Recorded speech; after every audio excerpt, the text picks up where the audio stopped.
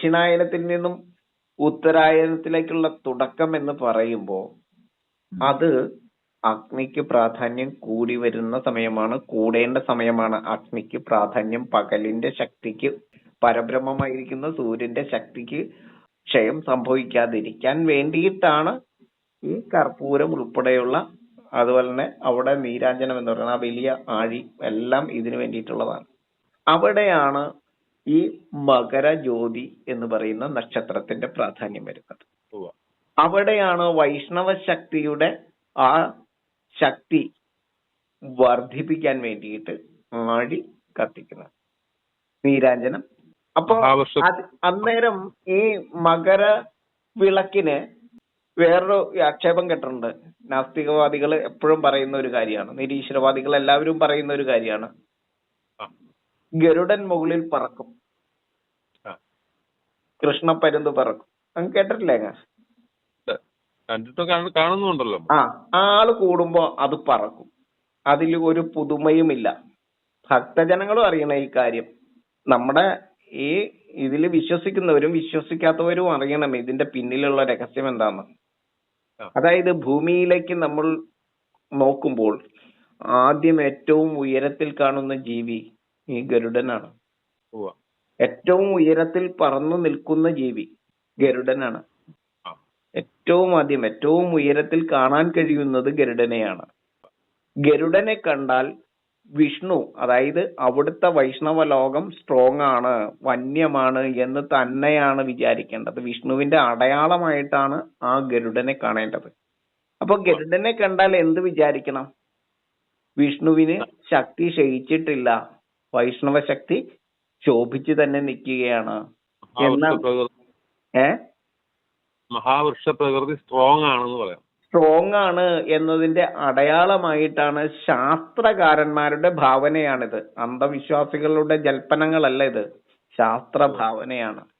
ഭൂമിയിലേക്ക് നമ്മൾ മുകളിൽ നിന്ന് നോക്കുമ്പോൾ ഏറ്റവും ഉയരത്തിൽ നിൽക്കുന്ന ജീവി അത് ഗരുഡനാണ്. ഗരുഡൻ ഉണ്ടെങ്കിൽ അതിന്റെ താഴെ വിഷ്ണു ഉണ്ട്, വിഷ്ണു സ്ട്രോങ് ആണ് എന്നാണ്. ഏറ്റവും കൂടുതൽ ഗരുഡന്മാർ ഉയർന്നു നിൽക്കുന്നുണ്ടെങ്കിൽ അവിടെ വൈഷ്ണവ സ്ട്രോങ് ആണ് എന്നാണ് നമ്മൾ ശാസ്ത്രവിധിയാണ് ഇതെല്ലാം. വിഷ്ണു ഉണ്ടെങ്കിൽ പാർവതി ഉണ്ടാവുമല്ലോ. ഉണ്ട്, അവിടെ മണ്ണും ജലവും ചേർന്നിരിക്കുന്നുണ്ട്. മോഹിനി ഭാവത്തിൽ വിഷ്ണു അവിടെ ഉണ്ട്. അതായത് ദുർഗാഭാവത്തിൽ വിഷ്ണുവിന്റെ മോഹിനി ഭാവമായിരിക്കുന്ന കരിമീൻ. അതുകൊണ്ട് തന്നെയല്ലേ മഹാവിഷ്ണുവിന്റെ വാഹനമാണല്ലോ ഗരുഡൻ. അതെ, ആ വാഹനം അവിടെ ഉണ്ട്. അപ്പൊ വിഷ്ണു അവിടെ ഉണ്ട്. വിഷ്ണു സ്ട്രോങ് ആണ്. വൈഷ്ണവ ലോകം, വൃക്ഷലോകം, ഹരിതലോകം സ്ട്രോങ് ആണ്. നിങ്ങൾക്ക് ധൈര്യമായി തിരിച്ചു പോകാം എന്നാണ് പരിസ്ഥിതി പ്രവർത്തകരോട് പറയുന്നത്. ഇതിന്റെ ശാസ്ത്രാർത്ഥത്തെ മാത്രം എടുക്കുക. ഭക്തരോടും പറയാനുള്ളത് അന്ധവിശ്വാസങ്ങളെ കയ്യിൽ കൊണ്ടു നടക്കാതിരിക്കുക, ശാസ്ത്രത്തിൽ വിശ്വസിക്കുക. അതാണ് പറയാനുള്ളത്. മകരജ്യോതിയായിട്ട് ബന്ധപ്പെട്ട കാര്യം നമ്മൾ പറഞ്ഞുകൊണ്ടിരിക്കുന്നത്. അതെ, ഗരുഡൻ പറക്കുന്നതിന് ഏറ്റവും കൂടുതൽ ആക്ഷേപിക്കുന്നത്, അല്ലെങ്കിൽ കൃഷ്ണപ്പരുന്ത് പറക്കുന്നു എന്ന് പറയുമ്പോൾ ആള് കൂടുന്നോടത്തൊക്കെ കൂടും എന്നല്ല അതിനർത്ഥം. അപ്പൊ വിശ്വാസവും ഭക്തിയായിട്ട് ബന്ധപ്പെട്ട് ഇതുണ്ട്. വൈഷ്ണവ ശക്തിയുടെ ശ്രീമൂല സ്ഥാനങ്ങളിലാണ് മഹാക്ഷേത്രങ്ങൾ നിൽക്കുന്നത്. വൈഷ്ണവ ക്ഷേത്രങ്ങൾ നിൽക്കുന്നത് ജീവനാംശ പാലക പീഠങ്ങളായിട്ടാണ് നിൽക്കുന്നത്. അങ്ങനെ ഇരിക്കുമ്പോ ആ വൈഷ്ണവ ശക്തിയുടെ അടയാളമായിരിക്കുന്ന ഗരുഡൻ അവിടെ പ്രത്യക്ഷമാകും. പ്രത്യക്ഷമാകുമ്പോൾ മനസ്സിലാക്കേണ്ടത് വൈഷ്ണവ ശക്തി അവിടെ സ്ട്രോങ് ആണെന്ന് തന്നെയാണ്. വിഷ്ണു എന്ന് പറഞ്ഞാൽ ഹരിതലോകമാണ്, ഹരിയാണ്. എന്തിനെ ഹരിക്കുന്നതാണെന്ന് ചോദിച്ചാൽ സൂര്യതാപത്തെ ഹരിക്കുന്നത് ഹരിയാണ്. പക്ഷെ സൂര്യതാപം ഇല്ലെങ്കിൽ ഈ ഹരിയും ഇല്ല. അപ്പോൾ സൂര്യതാപം പരസ്പര പൂരകങ്ങളാ. അതെ, സൂര്യതാപം കുറയുമ്പോൾ ആ കുറയാതിരിക്കാൻ വേണ്ടിയിട്ട് ആണ് നമ്മൾ ഓരോ ആചാരക്രമങ്ങൾ ചെയ്യുന്നത്. ഇപ്പൊ അങ്ങക്ക് ചിന്തിച്ചാൽ മനസ്സിലാകും, ഈ ഉത്തരായന കാലത്തിലാണ് മേടമാസം എന്താന്ന് വെച്ചാൽ വസന്തം എന്ന് പറയുന്ന പ്രതിഭാസം നടക്കുന്നത്. അതെ, വൃക്ഷലോകത്തിന്റെ ഏറ്റവും വൈഭവമുള്ള കാലമാണ് മേടം. അത് ഉത്തരായനത്തിലാണ്. കാർഷിക വിളകളെല്ലാം ഏറ്റവും കൂടുതൽ കിട്ടുന്ന ഉത്തരായനത്തിലാണ്. സസ്യലോകത്തിന് ഏറ്റവും ശക്തി ആർജിക്കുന്ന സമയം, ജന്തുലോകത്തിന് മനുഷ്യനൊക്കെ വൈഭവം കൂടുന്ന സമയമാണ്. അപ്പൊ ഉത്തരായനത്തിലേക്ക് കിടക്കുന്ന മകരജ്യോതിയായി ബന്ധപ്പെട്ട കാര്യം നമ്മളിപ്പം പറയുന്നു. മകരജ്യോതിസും മകരവിളക്കും. അതെ. ഇന്ന് ഈ മകരവിളക്ക് എന്ന് പറയുന്നത് അങ്ങ് പറഞ്ഞല്ലോ, നമ്മള് പൊന്നമ്പലമേട്ടിൽ തെളിയുന്ന ദീപമാണ്. വിളക്ക് തെളിക്കുന്നതാണ്. മകരജ്യോതി നക്ഷത്രമാണ്. ജ്യോതിസ് എന്ന് പറയുന്നത് നക്ഷത്രം എന്നാണ് അർത്ഥം. അത് ആകാശത്തിൽ തെളിയുന്നതാണ്. അത് ഉത്തരായനത്തിന്റെ ആദ്യത്തെ ദിവസം അസ്തമിക്കുന്ന സമയത്ത്, ഈ പരബ്രഹ്മമായിരിക്കുന്ന സൂര്യൻ അസ്തമിക്കുന്ന സമയത്ത് തെക്ക് ദിക്കിൽ ആകാശത്തിൽ കാണാൻ പറ്റുന്ന നക്ഷത്രമാണ്. അത് തീർച്ചയായിട്ടും എല്ലാ മകര സംക്രമ മുഹൂർത്തങ്ങളിലും ഈ നക്ഷത്രം പ്രത്യക്ഷമാകും. ഇത് ശബരിമലയിൽ നിന്ന് മാത്രം നോക്കിയാൽ കാണാവുന്ന ഒന്നെന്ന് ആരും വിചാരിക്കുകയും വേണ്ട.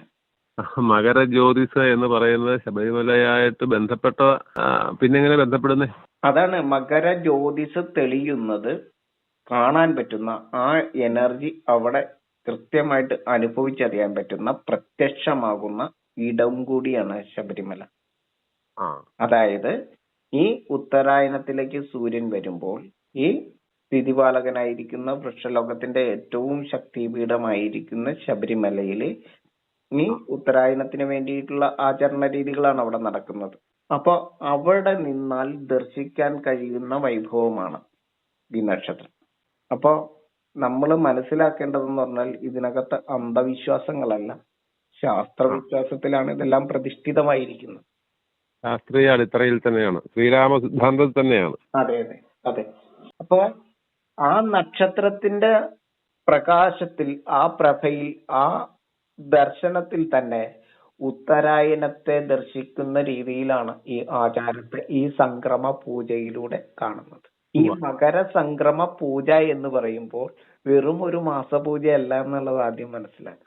അതിപ്പോ ഇന്നു മുതൽ 5 ദിവസത്തിനാണല്ലോ പ്രാധാന്യമുള്ള നിരവധിയായ പൂജകൾ അവിടെ നടക്കുന്നുണ്ടല്ലോ ശബരിമല. അതിനെക്കുറിച്ച് നമ്മൾ മതചിന്തയും രാഷ്ട്രീയ ചിന്തയും നാസ്തികവാദവും അമിത ദൈവവിശ്വാസവും ഒക്കെ വെടിഞ്ഞിട്ട് നമ്മൾ മനസ്സിലാക്കാൻ ശ്രമിച്ചാൽ തന്നെ ഏറ്റവും എനിക്ക് പറയാനുള്ളത്, സൂര്യനെ കുറിച്ച് മാത്രം പഠിച്ചാൽ തീരാവുന്ന അന്ധവിശ്വാസമേ നമ്മളിലുള്ളൂ.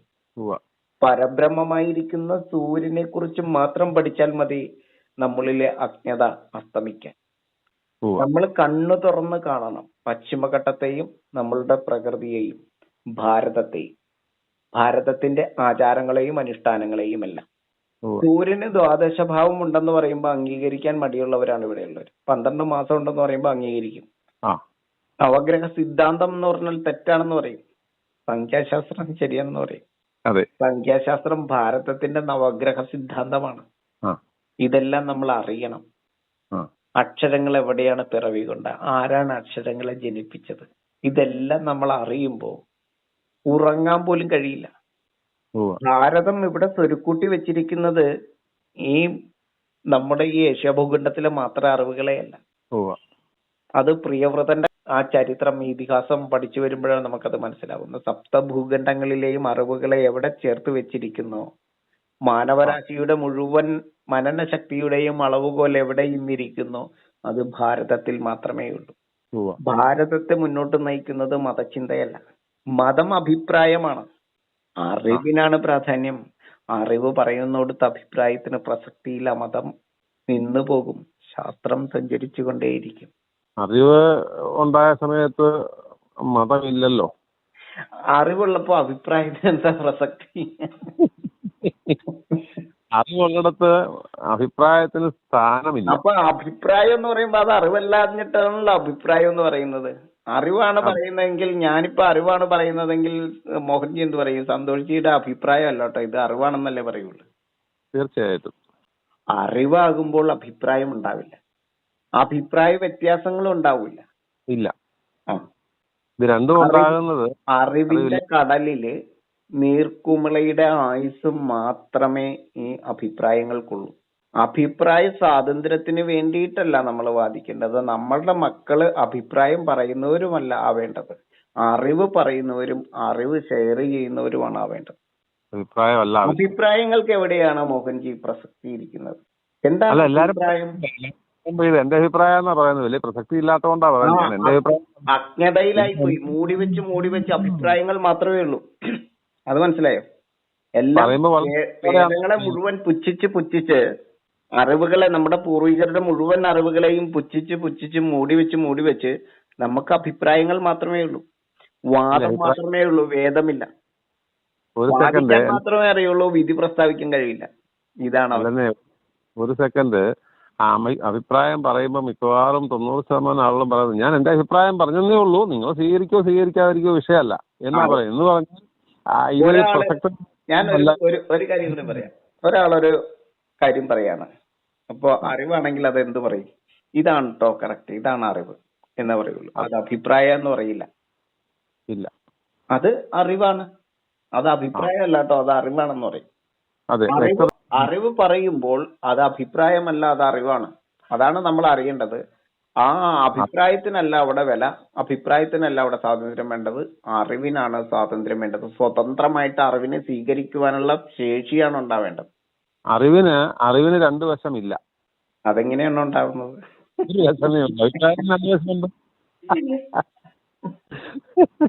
അറിവ് ജനിക്കുന്നത് പരമസത്യത്തിൽ നിന്നിട്ടാണ്. 5 മുഖമുണ്ട്.